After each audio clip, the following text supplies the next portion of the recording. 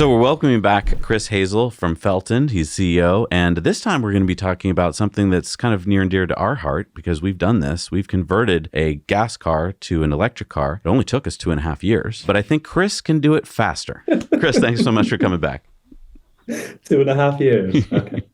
Yeah, so to be honest, it takes us that long to do a development of a new system, so it's not. So I don't feel so bad. Okay, right. But basically, tell me about what you're selling there at Fellten that could speed up what we did back here. We saw a lot of people buy parts from us to do retrofit, like you guys have done, and they love following that journey and they see how it goes and learn an awful lot along the way. But then there's also a lot of the population which aren't particularly hands-on. There's a lot of workshops out there that actually want to get something in and get it out the door and make some profit on it quickly, rather than something taking a long period of time and being a big development. So what we've been developing at Fellten is actually bolt-in kits for retrofit of pre-existing cars. Now, we focus on classics. It doesn't have to be a classic, it could be a commercial vehicle, but classics were just more fun. So we basically did a full bolt-in plug-and-play kit for the Porsche 911, classic Mini Coopers, and the Land Rover Defenders. Obviously, there's lots of other vehicles we can do that we supply parts into, or semi-pre-built kits. But the key thing is, it's plug-in. Everything's been thought of. So the wiring harnesses, the power electronics, all the VCU's been programmed, the gauge clusters included. So you're not having to do any wiring, you're just plugging stuff together and bolting stuff in fundamentally. That is huge because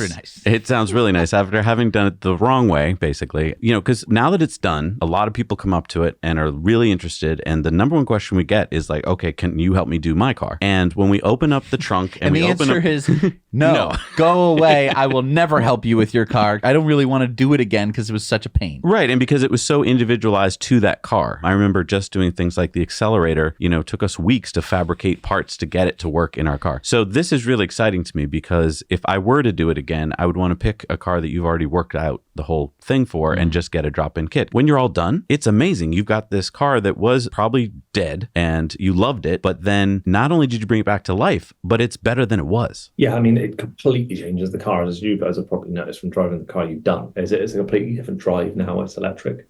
And it makes it usable. You can just jump in and drive it every single day. I think that's the fun thing is everyone's got these classic cars that leave parked up and they don't want to drive them because they're worried about braking, or they drive it just one day on a weekend and it ends up being a massive chore, make sure it hasn't dropped oil all over the floor, or is the engine going to break? Have I got the parts to repair it? So once you go to retrofit to electric, it's just, you can get in it and drive it every day. That's a massive deal. I mean, it's not the most cost effective thing to do, admittedly, but it's more that passion project. You've got this vehicle you want to keep long term and you love the way it looks and you love the way it drives, but you just don't love the fact that it has an engine in it that keeps breaking down. The electric allows you to have that thing that you can enjoy day in and day out. If you can get over the fact that the smell's gone and you haven't got this noise from, say, this V8 running, that's the hard bit that you struggle with some people. But I think the younger generations, they mainly don't have that culture within them. They're not brought up on V8s. They're not brought up on, turbocharged vehicles. So to them, actually having a classic looking vehicle, that they have it because they love the way it looks, not necessarily because of the way it drives. And we've seen this with so many people, like look at the old Jag E-types. They look absolutely beautiful, but they're horrible to drive. They're not a nice car to drive. Whereas as soon as you make it electric, it becomes smooth and a lot easier to drive. No gear changes, all that stuff. So just get in and press the pedal and enjoy it, knowing it's going to be reliable every day when you get in there and want to drive it. You do have to put a lot more wear on the vehicle, obviously, because you suddenly start driving it every day. But it's good. I mean, the general mechanics then that used to know those vehicles, specialize in it, and sell the parts for those classics, suddenly they start selling parts again and doing repair work again, which isn't necessarily a bad thing. That's really cool. The hardest parts that we ran into in our conversion, I think there were 2, maybe 3 big ones. The first big one is, how do you take off the engine? So you take the engine off and then you have to get the electric motor in. Luckily, at least in our car, and I think in most cars, the electric motor is going to be way smaller than the engine was. So that's nice. Now you got all this room to work around the motor in the front, but getting it connected both in line with the drivetrain and in the right spacing and all sorts of stuff. We connected ours to the transmission of the car, and so it's basically replacing the engine directly for the motor. How do you accomplish this problem? Because there's you connect everything all funky, it's all weird, it's all different. How do you solve all these problems? So we sort of approached different in gone, let's not keep the original gearbox.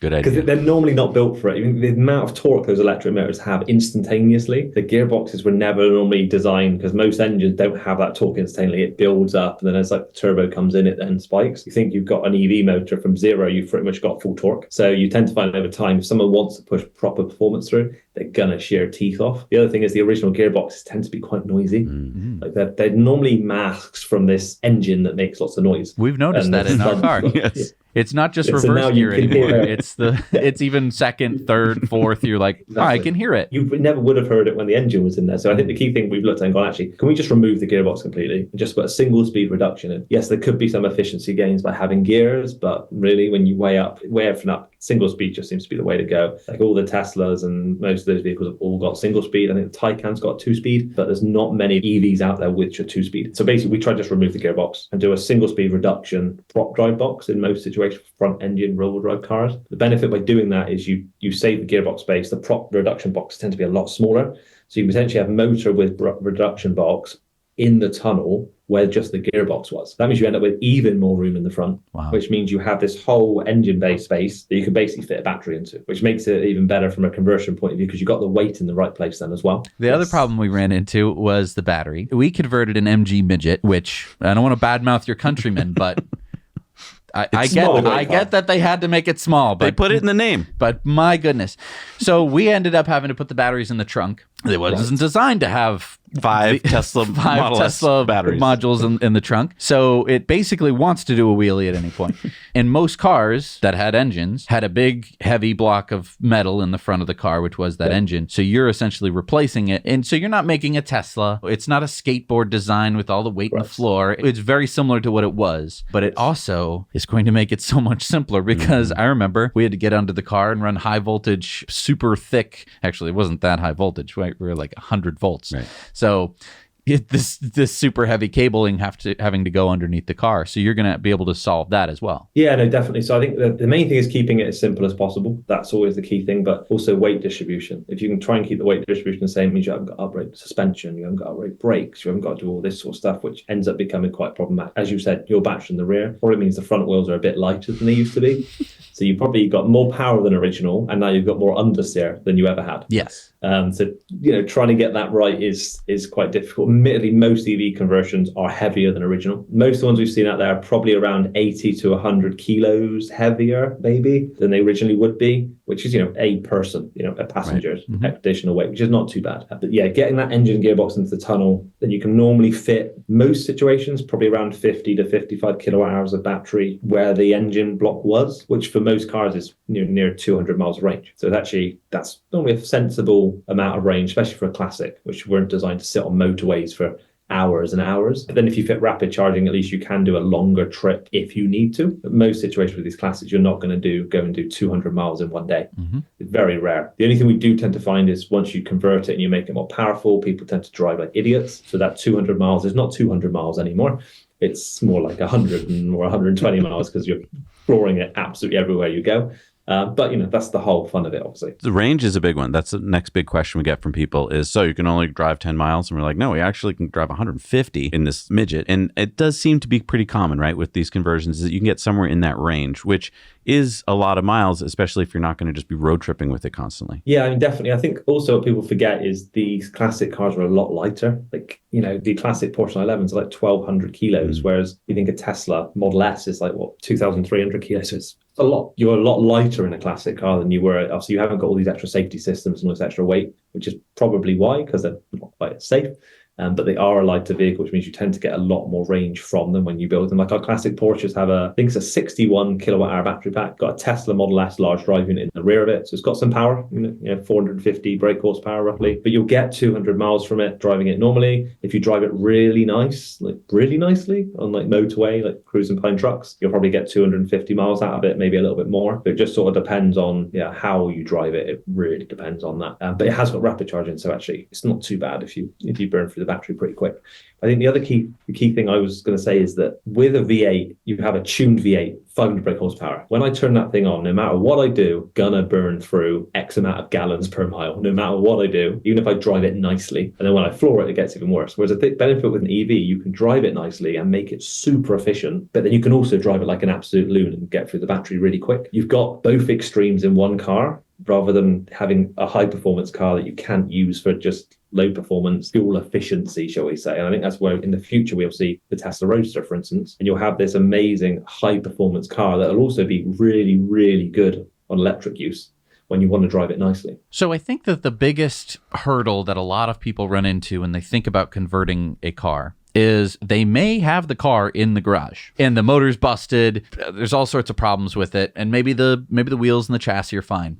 But they're going to think, okay, if I want to convert it to electric, it's not a sure thing. I could buy the motor, I could buy the batteries, I could buy the motor controller, I could buy and then all the other pieces that you figure out that you need halfway through. And you go, oh, I didn't know I needed a DC-DC converter to keep the 12-volt battery alive. Why do I even need a 12-volt battery? Oh, because I don't want 400 volts surging through the motor of the windshield wiper, stuff like that. And the biggest problem is you get to this point, and we've experienced it, where you get to this point and there's a stopping point where you go, I don't have that part, and I need to either go order it, or I might need to make it all of a sudden. I mean, when we made our motor mount, it was like, okay, make it. And it's like, for someone who has limited skills, you're going to go, crap, I mean, what do I have to go talk to an engineering firm, and are they going to have to machine something for me? Am I going to just have to do what we did and take a bunch of angle iron and just weld it together? Is that going to create something that I actually want to drive when I'm done? Or have I just wasted thousands and thousands and thousands of dollars on a project that my wife is going to tell me was stupid to begin with? And I think that's where a lot of people get stopped, is they don't have that kind of sure thing. Nothing that they buy has been certified. You know, it's like some crashed Model S pack, and you're like, I hope it is has power in it. I think that this is where Fellten comes in. I think this is where you come in to kind of solve that problem for me, where I know it's going to be expensive. I know that it's going to take some time. I know that it's going to take some elbow grease. But instead of this nagging fear in the back of my mind that this was all going to be for nothing, and I'm going to have not only a junky car sitting on my property, but I'm also going to have a junky electric drivetrain sitting on my property. You're selling this really well. Well, I mean, that's what it was like for us. We didn't have anything your wife that you could right. really bolt in, you know? And that's how we started. I built my R32 Nissan Skyline. That was where I started. And there was no support. No one knew how to get these bits working. There was the open inverter forum. We did a lot on there, and there was like Damien and Johannes reverse engineering the large drive units and creating boards to go in them and all that stuff, which was great when we got going. But then we quite soon realized that this is not a commercial product. You've got to do so much work with it, so much tuning with it. I mean, I think it's advanced even more now as more and more people have got into EV and into the open source world. But it's never a certified product you can buy and fit, knowing it just works out the box. So that's when we started developing products and go, actually, this motor doesn't talk to this BMS. Therefore, if the motor does what it wants and it doesn't listen to the BMS shuts you down and the car just turns off because it wants to protect the batteries. So the motor wants to give you as much power as you're asking it for. So it's like, how do you make all these things talk to each other? And you get into CAN bus and all these stuff. And you're like, well, how does CAN bus work? And what are the different IDs and how have they got to communicate? And why is it not limiting back correctly? So it gets very complicated very quickly, which is what we learned. And there's like 30 odd staff here now, and we're all dealing with this stuff day in, day out. And that's taken a long time to build up, get that knowledge base, understand how to develop the hardware, the software, to do all the integration. Obviously, some other players have got into the game since, like AEM, for instance, and the companies that they got in and went, actually, here's a VCU which works with these motors. And it communicates with these different BMS. And you've got Orion BMS, which we work with heavily. And it's like a really nice automotive grade battery management system that has an amazing user interface. You can go through and change all the settings, and then all the support's there. And so there's lots of products now that have sort of come out over the years to allow it to be easier, but they still don't tell you how to do it. And the battery pack is still one of the single biggest things. Like, I think a lot of people they'll get by with making a motor mount, but when you go, you're going to take these batteries that can kill you. You've got to mount them in a box. You've got to do liquid cooling. You've got to wire these 100 and something BMS wires, as well as put the contactors in and all these there's just so many bits. And you're like, then you've got to make sure you build it watertight. So if it gets water in it, it doesn't, combust. Just all these things that people are just like, I'm not doing this. You must be crazy. And that's what I felt like when I did my first car. I was just like, what am I doing? Why am I doing this? It seems really smart to do a kit first. Even if you are pretty handy and you think you're going to go further, doing it this way means you learned how to do it right the first time, as opposed to what we did, which I'm sure if you looked at it, you'd be like, guys, there's 17 things wrong with what you did. We don't drive it that often. It's just down the road and back. But I mean, that is a really good point. I learned so much by doing the project. I can identify things. I can see where a lot of difficulties lie, but it would have been a lot easier if you could have just had these components still known what they were, still known what they did, and then just been able to identify them, but have a place to put them. And then we would have had 2 years left over to build our next project. But I wanted to ask you, so in terms of customers, do you find that a lot of your customers already know electric cars, like they have a Tesla, let's say, and then they do have that Porsche in the garage that hasn't run for years? Or are these people coming to you who don't really know anything about EVs? I think you get quite an extreme mix. So in the beginning, everyone that came to us was like, I love EVs. I want an EV. I have a Tesla. That's what a lot of people were. But now EVs are becoming more commonplace. Other people are starting to go, actually, maybe I'm missing something here. Maybe I should be getting involved in EVs. Or maybe it's a mechanic shop. They're like, if we don't do something, then we're not going to be able to continue trading into the future. Or the younger generation aren't actually that interested in classic cars. How do we get younger interested in classics? Well, you do electric classic conversions, and suddenly there's younger generations in classic cars again, and they're using them and they're needing general service and maintenance. Suddenly, you revitalize that market again.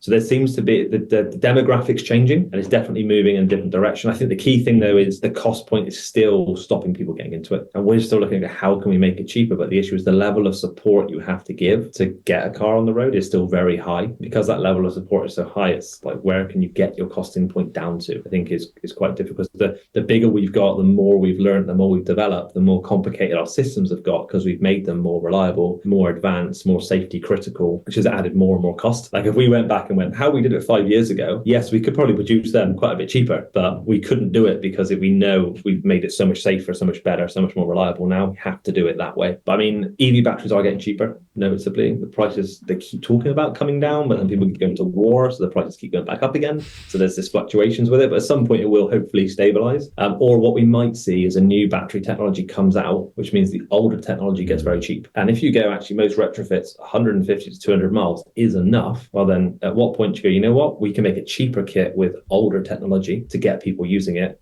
And then the people that have got the money, they can have the more advanced system with the best technology where they want to pay it. But it means we may end up at some point, I think in the next couple of years, we'll end up with NMC based EV conversion kits that are cost effective. I mean, cost effective meaning probably, sub $20,000, maybe cheaper, not $40,000, $50,000, $60,000 where they are now, but it would be classed as an older technology. And that's what I'm hoping. That's what I'm waiting for. I'm expecting that's going to happen at some point, and it will make it accessible. But we do a lot of the big bits now. So we have the full kits, but we also sell the bigger parts of a pre-built universal battery pack, a motor which has the inverter paired with it, and it has the AMVCU with it. So it's just trying to go. These are packages that we know work together, and when you get them together, like you set the software up like this, and that means these two things talk to each other correctly. And then when this limits, that listens. Like doing those bits and getting all that together. The battery packs, we do have the CCS control system built into it. So it's part of the battery pack. You haven't got to get your head around the CCS charging protocol. That's all done. It's part of the box. So I think we're trying to work on those bigger bits, because that saves you a huge amount of time. Then maybe you would enjoy making a motor mount because you're not also thinking about all the other stuff. You're going like, how will these big bits that I know work? And there's a wiring diagram, and I do these HV wires to there, those to there, and I make some mounts. Maybe it becomes an enjoyable 6-month process instead of a painful 2.5-year process. Yeah. So maybe there is a level of people want to do some hands-on stuff, but they don't want to do all of it. It's not as daunting task. Like I'm doing a stupid build at the moment where I've decided to take a VW T5 van and a Tesla Model S and make one vehicle out of the two. But that means I'm taking the Model S, stripping that, I'm narrowing the Model S, I'm making brackets, I'm mounting the body of the van onto it. Then I've got IVA it in the UK to get it certified. Like it's a huge task, probably because I wanted something challenging. But it's the sort of thing that, will that ever become a thing? I think that's the next thing I've been really focused on now is like, could people start using Model 3 donut whole vehicles in a different chassis? So you take a Model 3, you drop everything out of it, you bolt it all into a tubular chassis, and then you put your body on it. Can we get to that point where you're not having to read about, you can take a whole Model 3 system with the computer, with the self-driving, everything, and just put it into a kit car? You buy a donor Model 3 from Copart, and you buy your whatever it is kit car, which comes with all the other bits and a user guide, and you make, because back in the day, kit cars were a big thing. People would buy the bits and they'd assemble it in their garage. It's not got there with EVs yet, but with the amount of vehicles out in the market now, electric, and the cost prices coming down and the accident damage ones becoming available, I'm still surprised that no one has brought out a kit car based on, say, a Model 3. I don't know why it's not there yet. Maybe because no one's done it yet. Yeah, they're waiting for you. Fellten hasn't done it yet. Maybe we just have. Yeah, maybe. Right. What kind of kit car would you be thinking? Would it be like a classic shape, just kind of with the dimensions fit to like a Ford GT or like a Cobra. I would get a Cobra.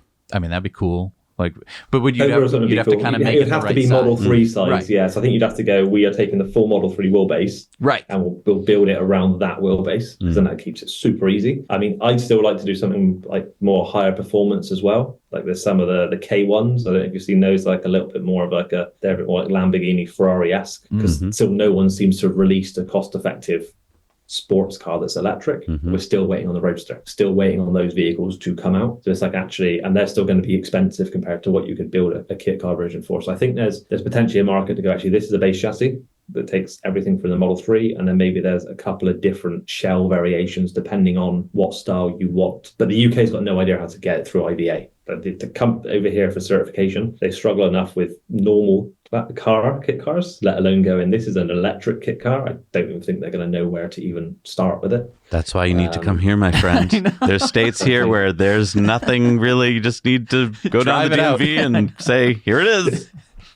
Exactly. So I think in the US, maybe that will become a thing way quicker than it ever does in Europe. And I think it should. I think that would allow a whole new world of not retrofit then, it's electric kit cars, but high performance custom vehicles, like hot rodding it all over again, but maybe a little bit more controlled. Yes. It's not complete bespoke, but it's got a known common base that's reliable. But the benefit is it can also be serviced because it's based on a base vehicle. So if you do damage a lower arm or if a drive shaft goes, you can go and get the bits. It's not all fully bespoke then. Well, you brought up something there in a few minutes ago where you were talking about mechanic shops, and there's dozens and hundreds and thousands of them, and most of them don't even know what EVs are, and they're about to have a problem. And I think this is kind of a public service announcement to them, which is do a kit conversion, learn how it works, because you're going to be more valuable to your industry if you understand this new technology, as opposed to what most of them seem to be doing, unfortunately, which is burying their head in the sand and being like, well, don't worry, it's 40 years from now. And it's like, no, it's not. Yeah, and there's a company in the UK, Cleveland EV, and they were a local family business a couple of years ago. And you know what? EV is coming. How do we get out in front of it? They're probably the largest in their space now in the UK, and they've got mobile service techs that go all over the country servicing, repairing EVs. And it's like there's all these other garages out there going, oh, I don't know how to do it. And they're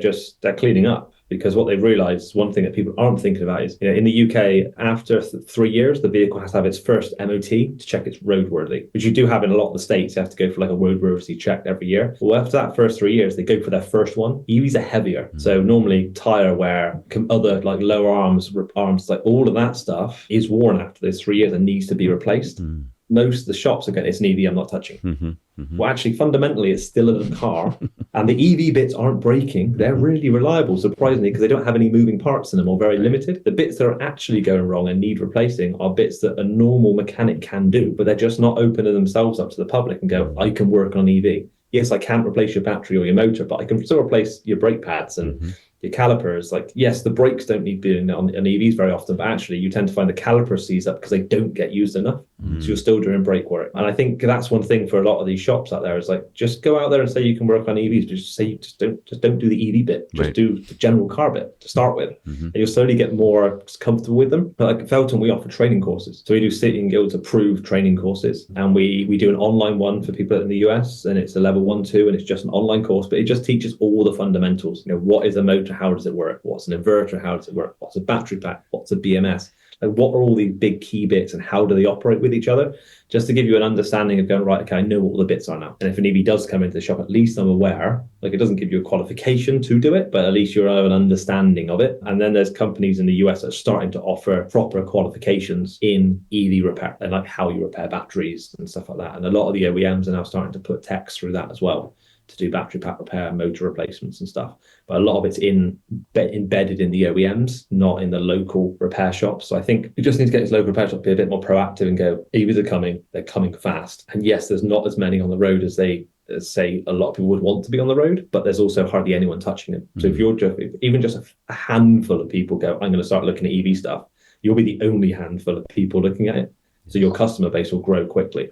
I was chatting to someone earlier about this, and he was like, looking at the adoption in the UK and how many people are saying their next car will be an EV. A lot of these smaller garages, every year their customer buys a new car, there's like a 1 in 5 chance they'll go to EV. So every year, they're going to lose 1/5 of their customer base year on year if they don't start offering EV service. And you're going to see that globally, I think. And it seems like you could be a mechanic shop, and if you're handy and if you're dealing with cars anyway, you could buy an International or a Land Rover, convert it, have it out front, give it an electric car paint job, put the lightning on it so everyone knows it's electric. Car paint job. Yeah, special paint jobs for electric cars. Right, of course. Also, the guy who owns the shop can drive to work in it every day. And then when the customers come in with an electric car, he can be like, yeah, I drive an electric too. And they go like, you're not. That's a Land Rover. And you're like, no, it is. Come check it out. And then they go, wow, this guy knows electric cars. I trust him. Since he built one, I'm pretty sure he can handle the brakes on my Tesla. So if there are people out there who are getting excited now watching this, Chris, where should they go to find out more? So if you head to the Fellten website, so Fellten.com, we've got all our retrofit stuff on there. We've also got our battery packs, our universal packs. We've also got a training on there. So there's some online training courses, and then there's in-person training courses. Surprisingly, we do actually have quite a few people travel over here from the US for a 3-4 day training course just to learn. Then they have a bit of a holiday, visit the UK, but also learn something about EVs at the same time. But I said, like, building one as a mechanic shop, it's not there for you to build it and sell it. It's more of the learning curve you go through. The fundamental parts are the same on every EV. Fundamentally, so if you build one, you understand so much about how the system works. When an EV does break, the chances are you can work out what's broken, what bit's broken. And a lot of them these days, the software on them is so advanced that when something does break, it tells you exactly what has broken and exactly where in most situations, especially if you look at the Tesla software on the new Toolbox system. And anyone can get access to Tesla Toolbox now. It's like $100 a month. So you can then have full access. And on your Model 3, it'll tell you the exact component, where it is, what's broken, so you can replace it. So as long as you've got the right qualification, and Tesla will be opening up their parts sale a lot more now globally, and there's a lot of breakage yards out there. There's nothing stopping people, I don't think, anymore from doing this repair work, as long as they do it safely and don't electrocute themselves, which is pretty hard to do because most of these cars, as soon as you unplug something that's orange, it just shuts down because it doesn't want you to hurt yourself. The OEMs are trying for you not to get killed out there.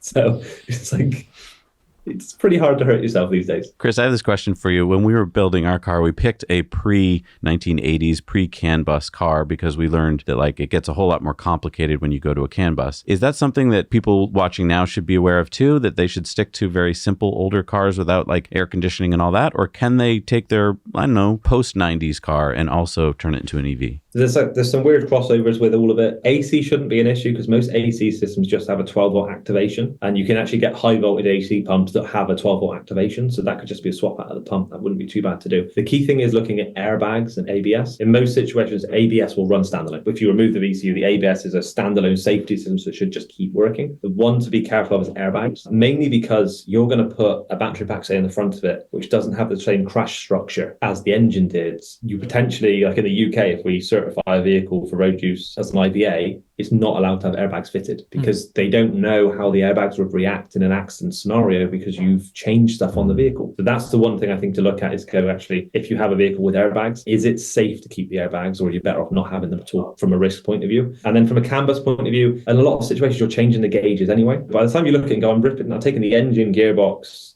all this stuff out, what is left in the vehicle is actually running CAN bus anymore? A lot of times it's a gauge cluster where you're probably going to put a new set of gauges in there. There's a company in the US, Speed Hut, which do these really nice, they look like vintage gauges, and they do all different ones with different CAN, and that's really cool. So chances are you're going to replace that. And the only thing I think that may be CAN bus might be the HVAC system, like your heater, cooling system, but you're going to put a PTC heater in for heat, and you're going to put an AC system in anyway. So you sort of start hitting this point where what's left that is actually CAN bus of the original car anyway, and you're going to introduce new CAN bus for the EV system. So it's do you just do away with anything that is CAN bus in there and just put all new bits in instead that run on the EV system CAN bus and be done with it? Now, I know that you also have a YouTube channel. I'm sure a lot of people watching right now would love to follow you. What is that? Hazelnuts with a Z at the end. Nice. So you do a lot of projects on there. Yeah. So it's also myself, Chris Hazel, and my younger brother, Nick Hazel. So we work together and we do loads of projects that are separate to Fellten, because with Fellten, I have to be very corporate, but on my YouTube channel, I can just do what I want, and I can cut things, and I can, I can swear, and I can be me. money, and we can do stupid stuff. We've done a classic Mini full restoration and EV conversion. We're doing a classic Porsche. So we've got the T5 van we're doing at the moment. And then we've got a couple of other different crazy builds that we're working on long term using Model 3 parts. And I've got my Arrival vans. You guys may have heard of Arrival or not. Arrival with a $9 billion valuation company that sort of failed, unfortunately. We interviewed their CEO. Right. So I actually bought one of the vans from an auction. So I got one of the vans. It's branded UPS as well, which is obviously extremely rare to even get a UPS branded van. And I've been trying to get that thing to work again, which is not going well. But I've also been reverse engineering it and sort of explaining the components, how they work, what things weren't so good and what bits are good. But potentially that now is probably going to get stripped and have a whole Model 3 system fitted in the van. Oh, cool. So it can then be used and actually be reliable, because be honest, the Arrival parts long term are not going to be reliable as soon as there's no level of support on them at all. And I think a lot of the engineers that used to work for Arrival that put a lot of time into those vehicles are going to love to see something on the road driving. Yeah. Even if it hasn't got an Arrival, internals. And it's Tesla internals instead. That, in fact, was one of the last times we were in the UK was for the Robo Race Arrival. I don't know how that worked, but they owned Robo Race or Robo Race owned them. Or it was just another way for them to burn money. Yes. So I want to talk a little bit about the kits that you sell. You said that you have one for the Porsche 911, the Mini Land Rover. Yes, correct. And so those are like complete kit. If I bought one from you, I could put everything in there and it would work. Is there anything missing from those kits? Like, am I missing the fuzzy dice? Like what, to what level are these going, So I think there's been some damage done in the retrofit world around kits, because there's a lot of companies out there for years have gone, here is a kit for this vehicle. And it's not been a kit. It's been a kit of parts, is the way I call it. Where you've just got all the bits and some lengths of cable, but you've still got to make your own mounts. So kits may not be the right terminology. Maybe it's a system, because we do the whole system that works together. We do kits of parts, but whole system for the Mini, the Land Rover, and the Porsche. But that is everything. So that's all the low voltage wiring harnesses are pre-made. All the HV wiring harnesses are pre-made. Battery box are made. Motor is built. Refurbished Tesla motor for in some situations, but the controller is done, paired with it. It basically is at that point where you take a user guide, you unbolt all the bits that aren't meant to be there, and you bolt in all the EV stuff and you plug it all together. There's one or two bits you have to do, like you need to break into the 12 volt of the car at some point, but that's normally, like on the Porsches, we reverse engineered the Porsche connectors and found the pins, so you just plug it together. Nice. So we found somewhere we can plug into the original Porsche system rather than have to splice into it. Mini's a little bit more difficult. We've had to actually splice in the back of the car, but it's like 3 wires, not too bad to do. And so we basically tried to get to this level. It's taken years to develop these kits as well. Can imagine, they take a long time. I just remember the wiring harness that we had to figure out, and I mean, it just took days of, okay, this is orange brown. No, that's purple brown. Like you missed the gray stripe in it. Oh my god! And then everything that we ever wanted to have connected to it, we'd have to bring 2 or 5 wires to it, and then it all met at a terminal block that we just bolted to the frame of the car, and it's like that was with a kit. So yours is much more of a system.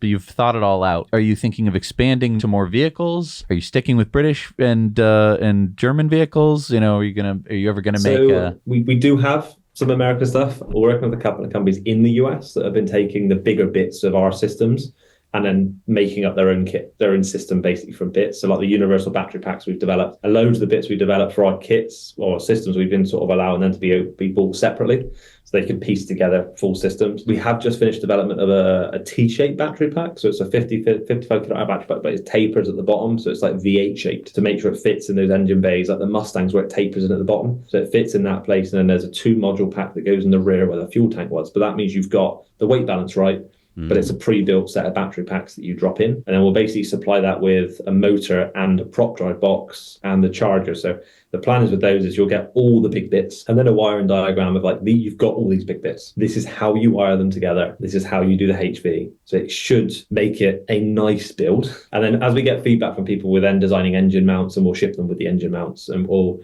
get feedback from some of our customers say, the HV wires are always this length, or we'll pre-make the HV wires and send them. But what we found over the years is that last 10% takes us ages, and then you're not getting the product out to market. So we're thinking, actually, let's release the bigger bits as they get completed, and then we'll fill in the gaps over time until it becomes a full in-depth system. So from where you're sitting right now, in the next, let's say 5 years, where do you think you'll be at the end of it? Will you be making more kits? Will you be focused more on trying to do some kind of what you were talking about earlier with the chassis, like a Model 3 chassis kit car kind of thing? Like what is your focus going to be kind of medium term? I think the automotive space has been a bit difficult recently, as we've seen. There's definitely been some big fluctuations in it. So it's really hard to know how that's going to sort itself out. But I think there will definitely be more kit development around key vehicles. But I'm really hoping for the market to change and people accept EVs. I think there's like this thing about how do we get people to see EV retrofit as a cool thing that they want to get involved with, that they want one? Because currently it's been very early adopters, but how do you get it more into general public? Where like, actually, that's really cool. I really want one of those. I don't want, say, a Tesla or a BYD or a VW electric. I want my daily driver to be a retrofit classic.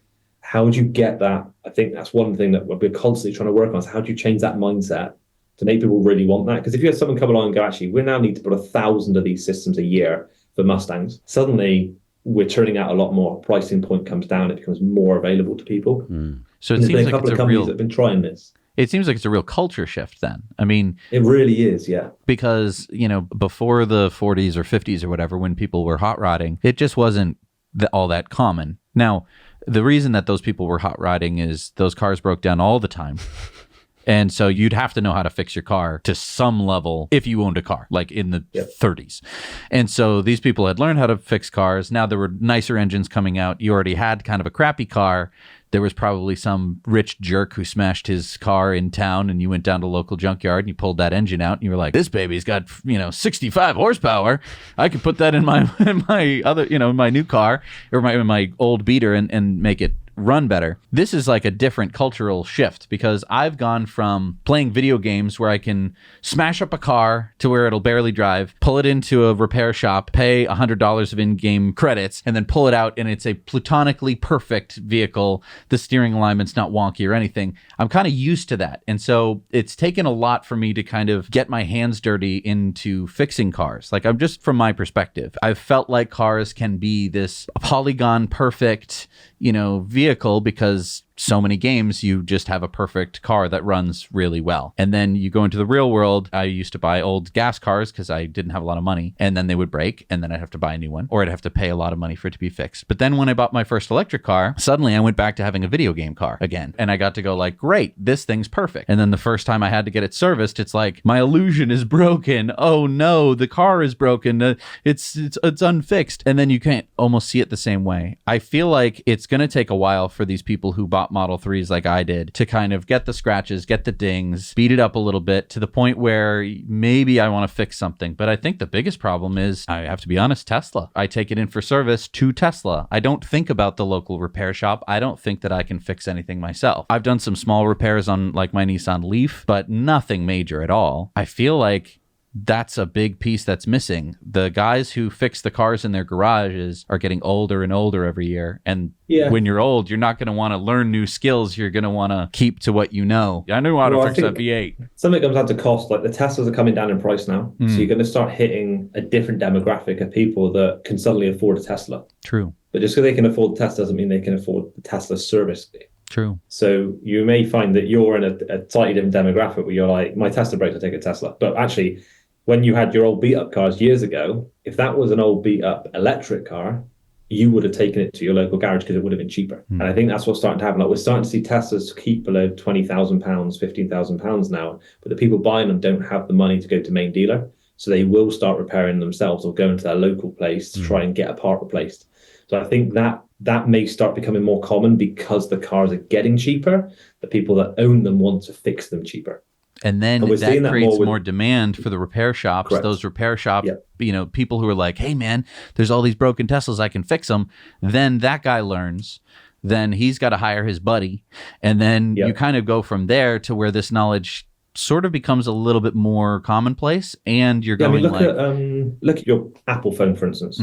Not everyone takes their phone to Apple repair now. True. You damage your screen, chances are someone comes and fixes your screen for you, or you take it into a local place and they just fix the screen. So it's sort of a thing of, it's an Apple care for 2 years, that's now done. I'm not going to take it into Apple to get it fixed when I break the screen. I'm going to take it to my local place down the road. And the same thing happened with computers. When computers first came out, no one knew how to fix them. Then there was the people that started taking them apart, and suddenly computer repair shops became a thing where you take your computer in and get it fixed by a local person, not by the specialist. So I think it's just a time thing and a price point. As pricing points come down, people will want to save money. They'll start looking at how do they do it themselves. And then the other thing from a cultural thing, it's like what we need is more and more people that are in the YouTube community, from a car point of view, stop slating EVs and start coming across and doing projects with EV. So you look at some of the big people, say in the US, that we've done work with, like Gas Monkey Garage, Richard Rawlins, he did the electric Ferrari, and he put it out there. Yeah, it was a weird design. It stood out, but it was still an electric Ferrari. And he's gone out of his way to go, I'm doing something electric to make a point. Like, I know for a fact, like Freddie Tavares, who we've done stuff with, his daily driver is now an electric. And he's done a Tesla Roadster recently on their third channel, I think, looking at that. So there's more and more people, I think, in the car culture YouTube community that are getting into it. And then like Boosted Boys, Kyle, he's actually doing body swaps, which you guys must have seen that, like the Platycee and like all these different ones. He's been doing whole body swaps. So he's starting to show that hot rodding with an EV can be cool and can be done, and pushing it out to the younger generation. So maybe we're just starting to see the start of something really exciting, because the mainstream YouTubers are starting to dabble in it now a bit. And I think that will snowball. I think over the next 5 years, we'll see more and more people feel more comfortable because they've seen people they're watching online do it, which means they feel like they can do it. I've seen it on YouTube, therefore I can do it. Yes. And we know there's this attitude. You've got the YouTube mechanics. This started, most people growing up with YouTube. I've seen it on YouTube. I've watched a YouTube video. I can do it myself. Really, but you'll start seeing that with EV. That's 100%. You'll start seeing exactly the same thing. So I think that will become a thing over time. And that's what we're trying to do on our channel, is like we're trying to push that. Like for the Hazelnut channel, we want to show people that we're just normal guys in a workshop. Yes, I've built lots of EVs over the years, so I've probably got unfair advantage from that point of view. But that's only because I started in a workshop taking something apart and making something. And my knowledge base has just grown over time.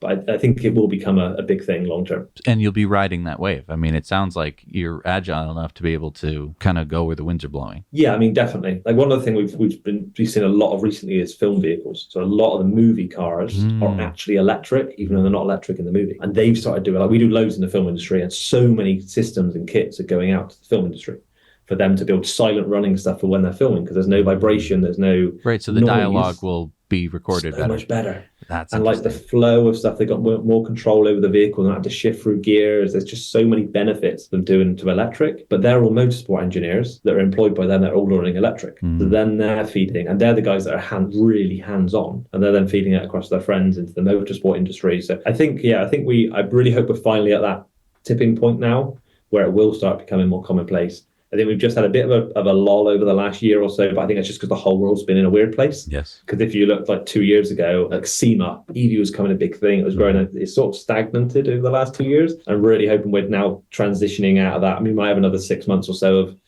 who knows what the hell's going on. And then suddenly I'm hoping it does start picking up again. As they get cheaper, I think people just naturally start messing around with them. They can afford to. Chris, this is so fascinating. Thank you so much for hanging out with us and sharing what you're doing with Fellten. People who are interested, please go to Fellten.com and check out Chris's YouTube channel as well. And I can't wait to talk to you probably in a year or so and see what you guys are up to, because I feel like you're going to be in a even bigger place. Yeah, definitely. And we're hopefully doing a lot more in the US in the next year or so as well. I mean, I'm in the US a good couple of times a year. I normally attend quite a few of the shows as well. So hopefully bump into some people there. Awesome. Well, I hope we bump into you as well. Thank you, Chris. We'll see you soon. Thank you for your time. Cheers.